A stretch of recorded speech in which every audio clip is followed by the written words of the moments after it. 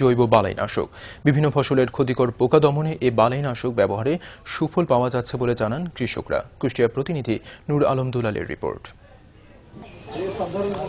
ক্ষতিকর রাসায়নিক কীটনাশকের বলয় থেকে বেরিয়ে আসতে অনবদ্য ভূমিকা রাখতে পারে এই জৈব বালাইনাশক, এমনটাই মনে করেন এখানকার কৃষকরা।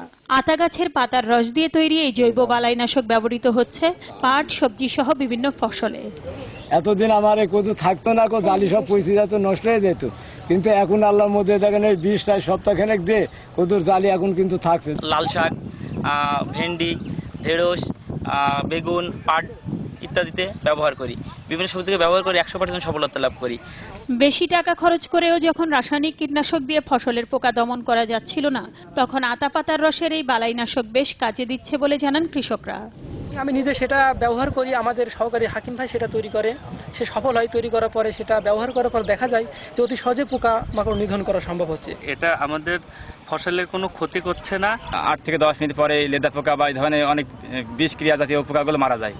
শুধু পোকা দমনে নয়, মাটির উর্বরা শক্তি বাড়াতেও আতা পাতা কার্যকর ভূমিকা রাখে বলে জানান গবেষকরা।